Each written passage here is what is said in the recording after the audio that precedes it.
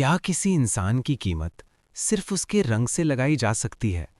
क्या सांवली लड़की को मोहब्बत का हक नहीं होता? ये कहानी है हुमैरा की, जिसे उसके अपने घर में कभी कबूल नहीं किया गया, मगर किस्मत ने उसके लिए एक ऐसा मोड़ रखा था जो सब कुछ बदलने वाला था। पंजाब के एक छोटे से गांव में, जहां मिट्टी की खुशबू और सादा जिंदगी थी, वहां रहती थी हुमैरा। उसका रंग सांवला था, मगर दिल इतना साफ कि हर किसी के लिए दुआ निकलती थी। उसकी माँ बचपन में ही दुनिया छोड़ गई थी और कुछ अरसे बाद उसके बाप अकरम ने दूसरी शादी कर ली, शमीम बेगम, जो देखने में तो नरम लगती थी मगर दिल में सख्ती भरी हुई थी। अकरम सुबह सवेरे खेतों में चला जाता और हुमैरा वो घर का सारा काम संभालती। जल्दी कर, सारा दिन सुस्ती करती रहती है, वैसे भी तेरे रंग जैसी लड़की को कौन बर्दाश्त करेगा। हुमैरा खामोशी से काम करती रहती, ना जवाब देती ना शिकायत करती। रात को बस एक ही दुआ मांगती, या अल्लाह, मुझे भी कभी इज्जत दे देना। एक दिन गांव के पास एक मेला लगा। हुमैरा ने हिम्मत की और चुपके से वहां चली गई। रंग बिरंगी दुकानें, बच्चों की हंसी। कई दिनों बाद उसके चेहरे पर हल्की सी मुस्कुराहट आई। तभी फहद, एक बाजवान लड़का, पास आया और बोला, आप अकेली हैं? हुमैरा ने चौंक कर देखा। एक सादा सा लड़का, मगर आंखों में इज्जत। जी, बस ऐसे ही आई थी। फहद मुस्कुराया। उसने उसके रंग पर कोई बात नहीं की, बस उसकी बातें सुनी। वो दिन खत्म हुआ, मगर एक नई शुरुआत हो चुकी थी। कुछ दिन बाद वो दोबारा मिले। फिर आहिस्ता आहिस्ता मुलाकातें बढ़ने लगीं। नहरी किनारे, खेतों के रास्तों पर वो बातें करते और वक्त रुक सा जाता। एक दिन फहद ने कहा, हुमैरा, तुम जानती हो, तुम में वो सुकून है जो मुझे कहीं और नहीं मिला। हुमैरा की आंखों में आंसू आ गए।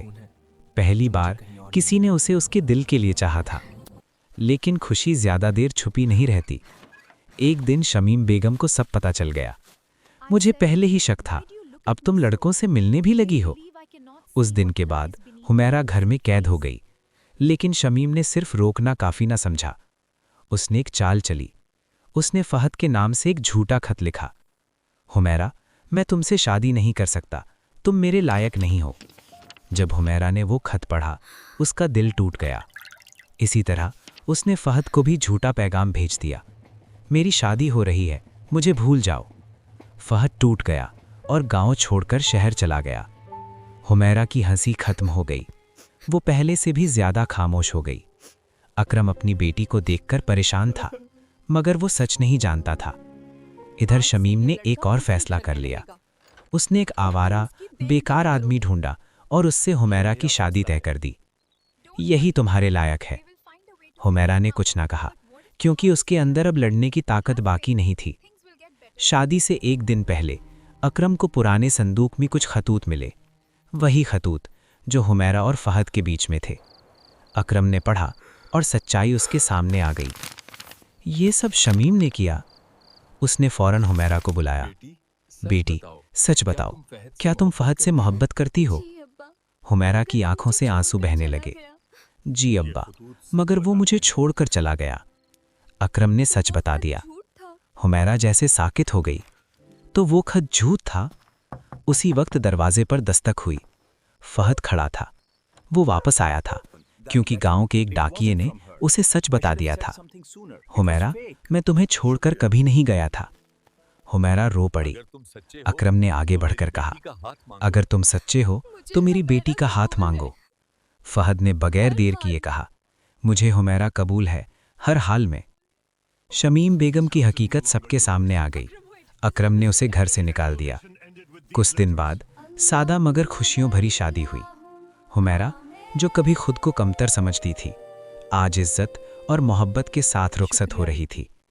याद रखें, रंग नहीं, इंसान का किरदार उसकी असल पहचान होता है।